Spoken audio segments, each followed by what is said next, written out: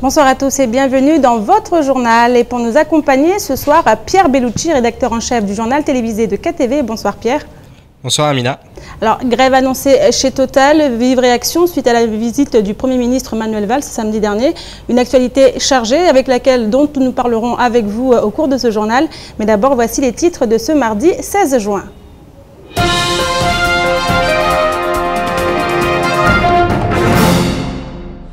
Mayotte semble à l'aube d'une nouvelle grève qui risque fort de plonger l'île dans une longue agonie.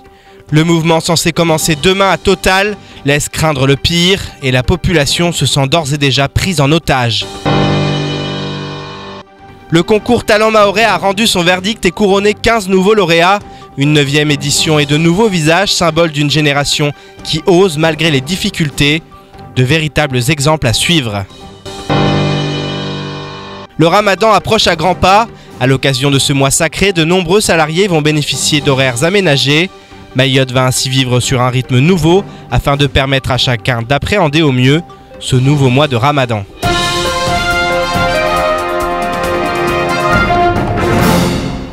Deuxième jour d'embouteillage suite à la possible grève chez Total prévue dès demain.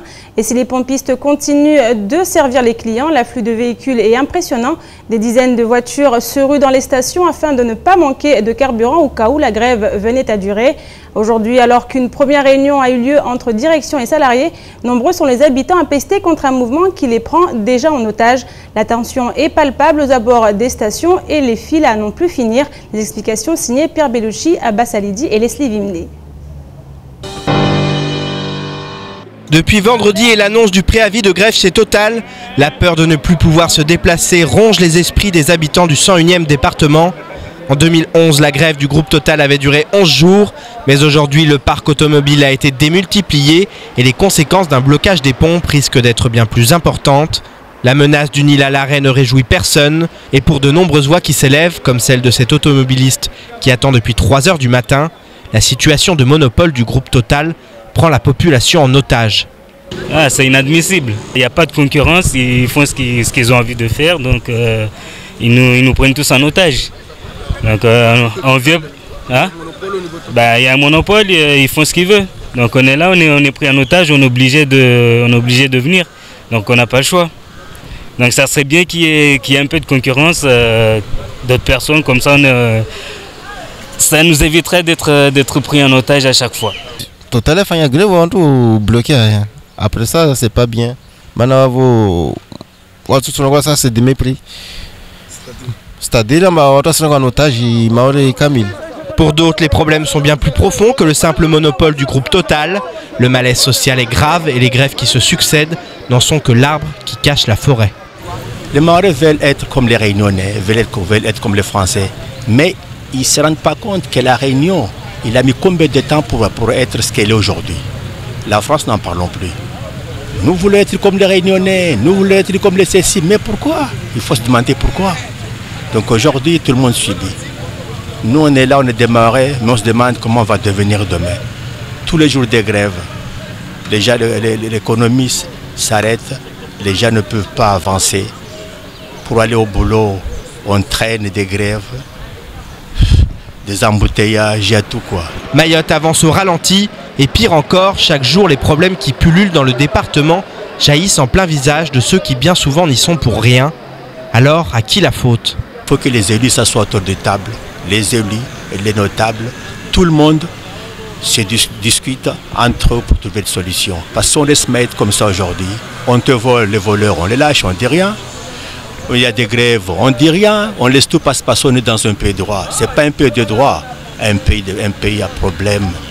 On est dépassé par les événements, on n'a pas de niveau non plus. On n'a pas de niveau. On est tous des responsables. Que chacun prend sa responsabilité pour résoudre ces problèmes-là. Sinon, on continue à s'enfoncer tous les jours. Alors l'avenir de Mayotte, je ne crois pas à l'avenir de Mayotte. Il n'y a pas d'avenir, il n'y a rien du tout. Le ras-le-bol semble de plus en plus généralisé. Dès demain, la grève totale guette et effraie tous ceux qui en seront injustement prisonniers une énième fois. Alors je reviens vers vous, Pierre Bellucci. On l'a vu, une menace de grève. Qu'en est-il réellement? Est-ce que les salariés de Total vont vraiment entamer un mouvement social demain? Alors écoutez, à l'heure qu'il est, on ne peut pas vraiment le dire, on ne le sait pas encore. Ce que l'on sait par contre, c'est qu'une réunion se tient depuis 14 h entre la direction et les salariés. Il y a eu beaucoup d'avancées déjà, c'est un point positif. Vers 18 h, 7 points restaient encore à aborder, donc c'est énorme. Et aujourd'hui, à l'heure où on parle, 19 h, un point bloque encore, un point très important. On ne sait pas encore exactement lequel, mais un point bloque. Alors, on pourrait ne pas avoir une grève demain, c'est tout à fait possible. Alors, ne pas avoir de grève, mais on a vu la population déjà affolée avec toutes ces personnes qui se ruent dans les stations-service. Comment cela se fait-il? Imaginez Mayotte en 2011, lorsqu'il y a eu 11 jours de grève, le parc automobile était très important. Aujourd'hui, il a été démultiplié, 7 voitures par jour de plus à Mayotte, c'est énorme si on les accumule. Donc c'est vraiment une île entière qui risque d'être bloquée rapidement, beaucoup plus rapidement que ça a été le cas auparavant lors des grèves totales. Donc la panique s'empare un peu de tout le monde, des particuliers, des entreprises. C'est normal. Alors après, finalement, c'est que de la spéculation, puisque, comme je le disais, peut-être que la grève n'aura pas lieu demain. Mais bon. Psychose. Psychose, oui, effectivement. Des mouvements en fait qui s'enchaînent et qui justement deviennent bloquants pour Mayotte. Tout à fait, il y a une psychose autour de tous ces mouvements. On parle de grève généralisée, les syndicats eux-mêmes, les représentants syndicaux évoquent une grève généralisée et forcément il y a des souvenirs qui reviennent et il y a une espèce de psychose qui se crée. À juste titre, je pense, c'est ça qu'il faut noter, à juste titre, Total, ça pourrait faire vraiment des dégâts, une île au ralenti, une économie au ralenti. Mayotte n'a pas forcément besoin de ça et c'est ce qui fait peur aujourd'hui. D'autres mouvements sont annoncés à part celui de Total? On vient de l'apprendre aujourd'hui, effectivement. Somaco, pour le 15 juillet, le préavis de grève a été lancé. Vous voyez, ça s'accumule. Ça vient d'un peu partout. Ça fait craindre une grève généralisée et ça entraîne une population dans une espèce de psychose tout à fait compréhensible. Et un ras-le-bol surtout. C'est ce à quoi je faisais référence dans ce sujet. C'est un ras-le-bol parce qu'il y a beaucoup de personnes qui se sentent prisonnières de ça.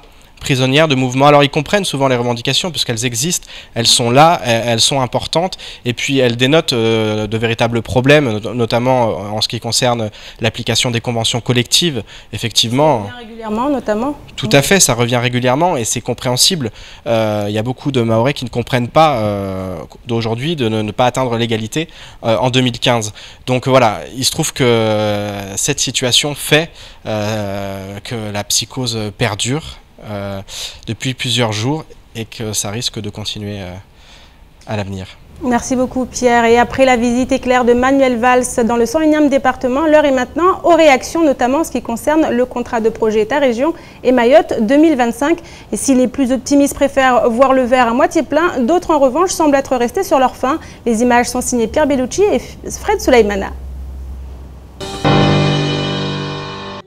Un discours rempli de promesses, des documents stratégiques comme base de travail dont on retiendra 4 axes principaux.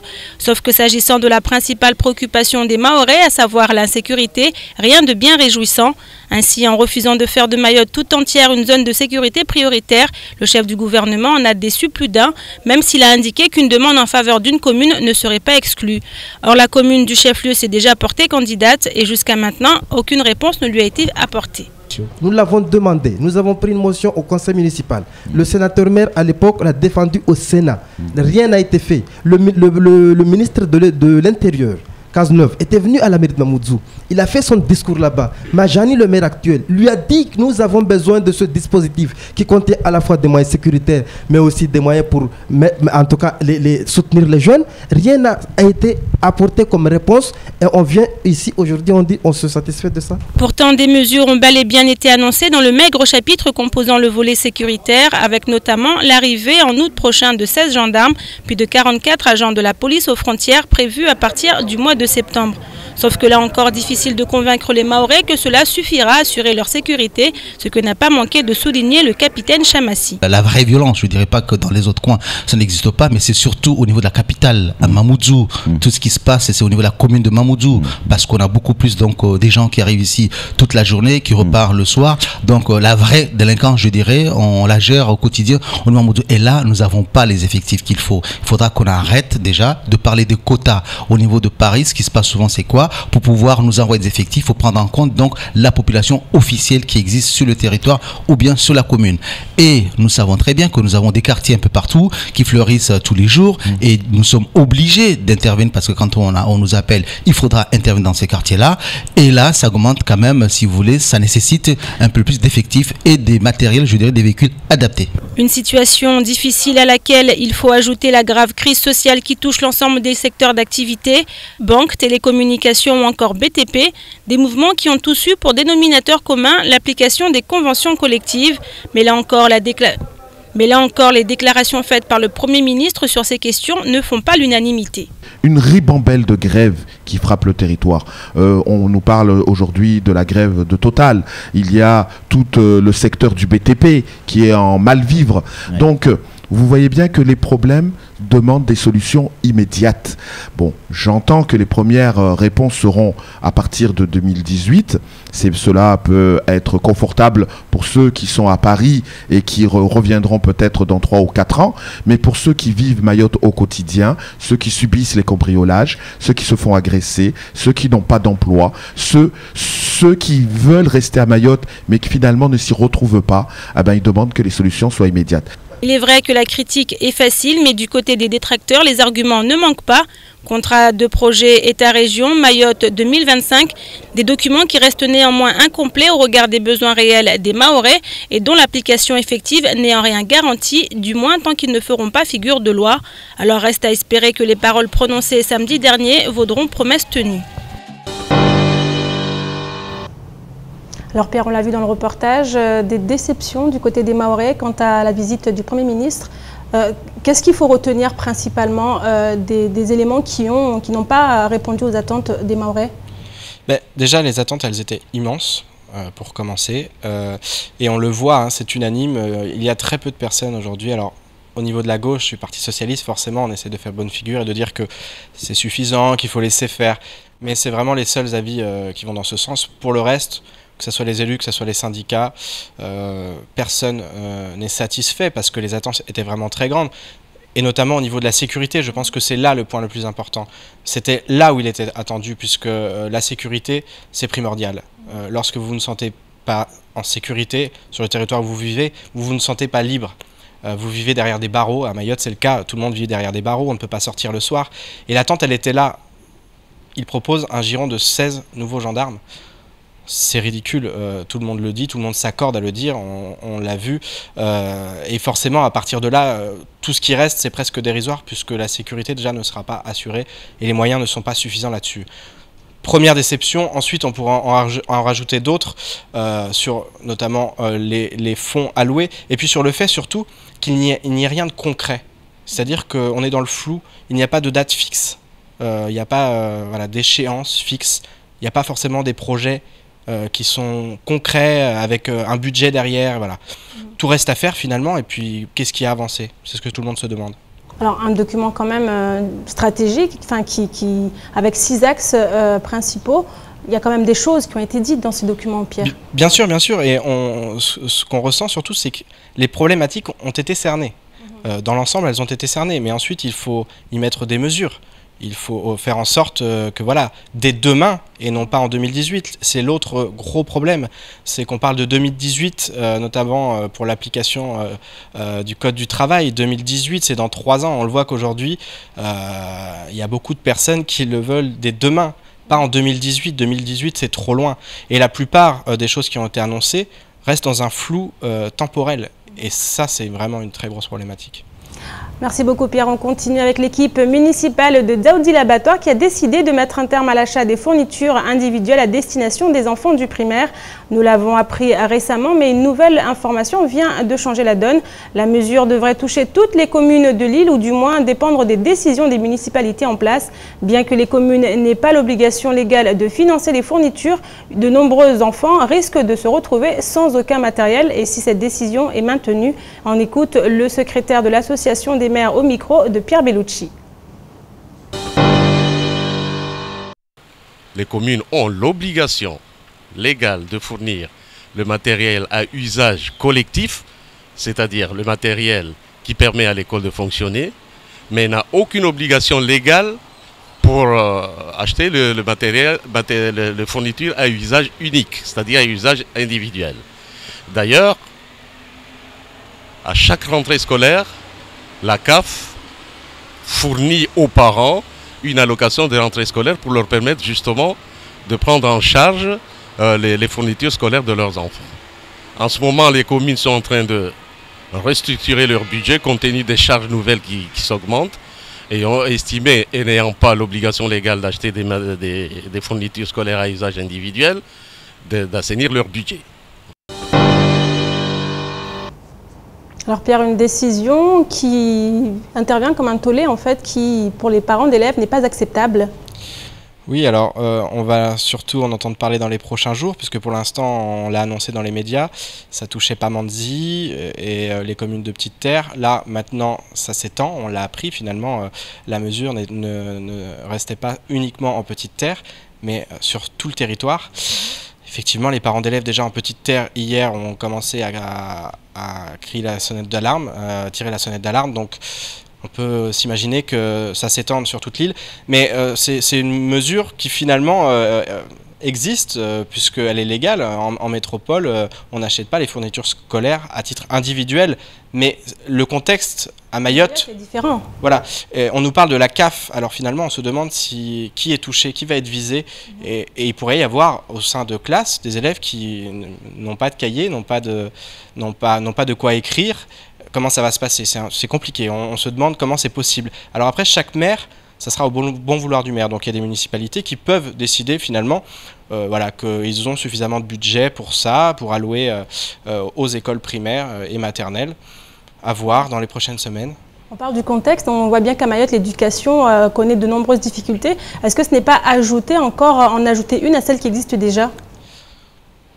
L'avenir le dira, mais bien sûr que c'est compliqué puisque ces écoles, elles avaient besoin de ça. La plupart des communes munissent les écoles primaires et maternelles de crayons, de cahiers, puisque les parents ne peuvent pas forcément acheter ces fournitures et plus on monte dans les niveaux, plus c'est cher, puisqu'après il faut acheter des calculettes, voilà, les cahiers ne sont pas les mêmes, il faut acheter des règles, il faut acheter... Donc, alors après, effectivement, en métropole, hein, c'est pas les communes qui doivent payer ça, hein, elles n'ont aucune obligation là-dessus. Mais à Mayotte, c'était le cas, puisqu'il y avait un besoin. Le besoin est toujours là et sera là demain, à la rentrée prochaine. Voilà, alors ça sera une économie pour les communes.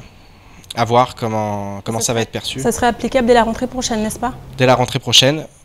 Au cas par cas, c'est-à-dire chaque commune et chaque maire décidera en fonction de son budget, en fonction de ce qu'il veut faire.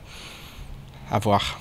Merci beaucoup Pierre. Et autre sujet, quotidiennement au marché de Mamoudzou, entre le parvis du comité de tourisme et le quai de l'Amphidrome, on assiste à la chasse aux commerçants ambulants. Ce matin encore, la police municipale chargée de maintenir Mamoudzou propre a saisi la marchandise d'un des vendeurs qui avait été arrêté, amené au poste. Ce genre de scène de jeu de chat à la souris entre la mairie, la police municipale et les vendeurs à la sauvette semble devenu normal, car quoi qu'il en soit, chaque jour, des produits alimentaires et vestimentaires se vendent illégalement. Mais alors, où en est ce commerce? Un commerce de ces vendeurs se procure-t-il où est-ce que vont-ils se procurer ces marchandises? Nous avons tenté d'en savoir plus dans ce reportage signé Shakila Issouf et Leslie Vimné.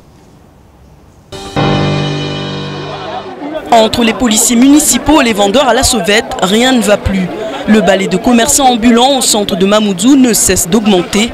La situation se tend puisque ce matin encore, la police municipale a dû procéder à l'arrestation de 2 vendeurs et à la confiscation d'un camion contenant des oignons. Ces vendeurs ambulants africains ont donc envie de s'exprimer car ils estiment que malgré la pratique du commerce illégal, ils jurent d'acheter leurs produits à des commerçants légaux. Ces marchandises, il y en a d'autres ici, là, ces marchandises. Et il peut te contacter pour que vous travaillez. Bon, peut-être quelqu'un qui peut avoir 10 sacs, il dit que non. J'ai mes 10 sacs là, bon, chez moi il n'y a pas de clients. Comme ici à Mamoudzou, c'est un millier, il y a beaucoup de circulation. C'est là où que le marchandise se vend rapidement. Et c'est là où que nous voyons que c'est un grand marché ici à côté. Il y a des milliers commercialisés. C'est pour cela qu'on vient pour essayer de travailler. Bon, les personnes qui vendent des marchandises légalement, ils savent cela, mais c'est pas à lui de me dire que tu ne peux pas acheter mes marchandises parce que tu n'as pas le droit de travailler. Et lui, il fait son commerce. Dans le commerce, il y a aussi les risques. La lutte contre l'insalubrité est le cheval de bataille de la municipalité actuelle. Ainsi, tous les matins, ils s'assurent que le parvis du comité soit libéré du trafic de la vente illégale. Mais certains vendeurs moins commodes que d'autres haussent vite la voix. Et malgré des heures de dialogue, ils retrouvent souvent les mêmes vendeurs sur la place. Des mères et pères de famille qui ne cessent d'expliquer qu'ils sont obligés de vendre des marchandises pour régler leurs factures et leurs loyers. Basi zouvira serikalini la douane waujua suzini pia uvira makontenezo pia uvira vale vavo ujua shtuizo uja lazima ziangale basi nekazo uingi nekazi singia zisiuzwa havi zouzwa vani bazari kavudu kata moja vani uza fliperizini zouzwa pia bazari vani serikali isirenga marke yahe watu wasije wasiuzwa tena wasirengewa tena zo ula wabushini stuizo pia ula wabushini shirungu ula wabushini zo uingia vani hata pa isemenini kama va container kama ntaru stoingia vani zo vira vale ulivyo la douane kila kitu ulivyo watu leo hunu kawasina hazi container za vavo lazima wazungue shitu waje wauze wapare shitu sona. Demandeur d'asile, ce vendeur qui témoigne à visage caché est l'exemple type d'une partie des ressortissants étrangers résidant à Mayotte. Ne pouvant exercer un métier au vu de leur situation administrative, ils travaillent de manière illégale. Un fonctionnement qui est bien rodé, car après tout, si la majorité des ressortissants étrangers ne sont pas en règle sur le territoire, ils louent des chambres, paient des charges et estiment participer à l'économie mahoraise. Une économie en grande partie parallèle, mais à qui profite-t-elle? L'enquête mérite d'être menée. Et ce matin, dans l'hémicycle Younoussa Bamana, la 9e édition du concours Talent Mahorais a rendu son verdict. 15 jeunes entrepreneurs ont été récompensés dans 3 catégories. Talent du commerce et de l'artisanat, talent des services et talent des dynamiques rurales. Les vainqueurs reçoivent ainsi des dotations, mais aussi et surtout une reconnaissance pour leur travail et leur esprit d'initiative. Des exemples pour notre île. Reportage signé Pierre Bellucci. Faire avancer Mayotte en osant, en créant des entreprises nouvelles, cela mérite bien une récompense. Et c'est bien tout l'intérêt du concours Talent Mahorais qui, pour la 9e édition, a une nouvelle fois permis de mettre en valeur ceux qui font bouger notre île. Alors, concours talent, c'est une valorisation en fait de vraiment ce qu'ont fait ces personnes, c'est tout le travail qu'elles ont fait pour créer leur entreprise. Et là, ça permet une valorisation et puis une mise en valeur de ce qui est entrepris à Mayotte.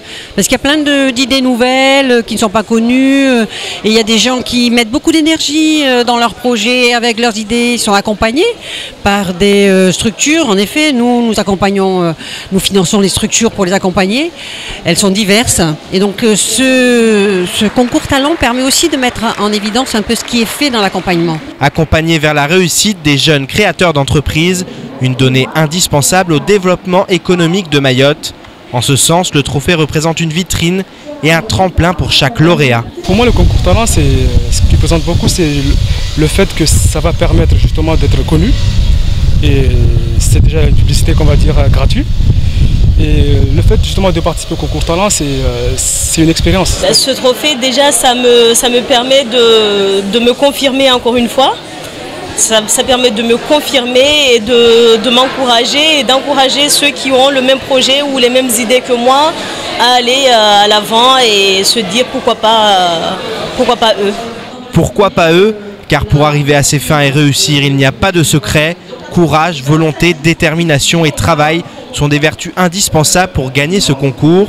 Les nouveaux et les anciens vainqueurs sont conscients qu'ils sont désormais des exemples à suivre et des possibles créateurs d'emplois. À Mayotte, nous avons beaucoup de jeunes qui sont au chômage et je me bats beaucoup pour ça. J'essaie de faire ce que je peux. À l'heure d'aujourd'hui, je suis bien content et bien fier que j'en ai 26 et en 6 ans et j'espère j'espère encore mieux faire les années qui viennent. J'ai pu donner envie à une jeune de Mayotte qui va partir dans le même centre de formation où j'ai été formé. Et par la suite, peut-être qu'à son retour, on va travailler ensemble. Donner de l'espoir à la jeunesse mahoraise en leur prouvant que tout est possible.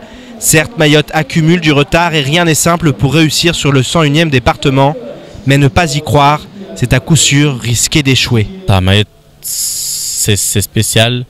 Mais c'est normal, c'est jeune, c'est nouveau. Nous n'avons pas tous les éléments comme les autres. La Réunion, Martinique, Guadeloupe, ils ont 20 ans, 30 ans d'avance que nous. Du coup, il faut juste m'assurer que voilà, c'est difficile que eux, mais c'est normal parce que nous n'avons pas encore tous les acquis qu'ils ont aujourd'hui. C'est à nous de nous battre et de les mettre en place. En nous mettant ensemble avec le même esprit, on peut que réussir et arriver. Un discours positif pour un exemple de réussite. Le directeur de MAP a en effet gagné ce concours régional en 2011 avant de remporter le prix au niveau national. Un concours qui s'étend d'ailleurs sur tout le territoire français avec un verdict prévu en septembre pour les lauréats régionaux.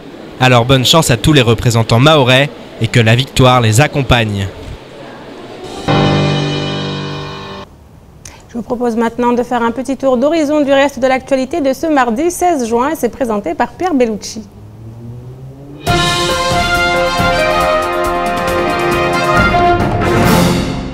Le gouvernement a lancé hier, lundi 15 juin à Paris, une instance de dialogue avec le culte musulman. Manuel Valls l'avait évoqué lors de son passage à Mayotte, expliquant que ce dialogue devait aboutir à un traitement concret de ce que sont les réalités de l'islam en France et plus largement répondre aux défis de la place de l'islam dans les sociétés européennes. 4 thèmes étaient à l'ordre du jour de cette première édition: la sécurité des lieux de culte, la lutte contre les actes anti-musulmans et l'image de l'islam, la construction et la gestion des lieux de culte, la formation et le statut des aumôniers et des cadres religieux et les pratiques rituelles. À quelques jours du début du Ramadan, Manuel Valls s'est exprimé lors de cette première édition, citant Mayotte où un islam soufi s'épanouit avec harmonie et tolérance. Air Austral se porte bien. La compagnie aérienne est sur la voie de la durabilité. Dans un contexte économique morose et de forte concurrence, la compagnie Air Austral présente un résultat net en 2014-2015 de 8,4 millions d'euros positifs pour la deuxième année consécutive. Une santé financière retrouvée qui s'ajoute à la bonne nouvelle annoncée par le Premier ministre. En effet, parmi les annonces phares de Manuel Valls, celle d'un vol direct entre la métropole et Mayotte doit intervenir dès le 10 juin 2016. Dans le cadre de la continuité territoriale, Air Austral va bénéficier d'une défiscalisation pour l'achat des 2 Boeing 787-800. Un acte fort de la part de l'État, même si le second problème de la compagnie aérienne n'est toujours pas réglé, puisque le pétrolier Total, avec sa filiale Total Air, vend le kérosène aujourd'hui 45 plus cher qu'à La Réunion. Vers 15h aujourd'hui, un jeune adulte s'est introduit dans les locaux de la chambre d'appel de Mamoudzou. Visiblement à l'aise, il est passé de bureau en bureau et s'est empli les poches de cartes de crédit, de permis de conduire et de portefeuille, s'emparant ainsi de tout ce qui lui tombait sous la main. Mais le petit jeu s'est arrêté lorsque les agents de sécurité et de surveillance l'ont surpris et l'ont stoppé net dans son marché. La police a été prévenue et l'individu qui semblait n'avoir peur de rien a été placé en garde à vue. La justice risque de moyennement apprécier l'affaire lorsqu'il s'agira de passer à la barre en audience correctionnelle.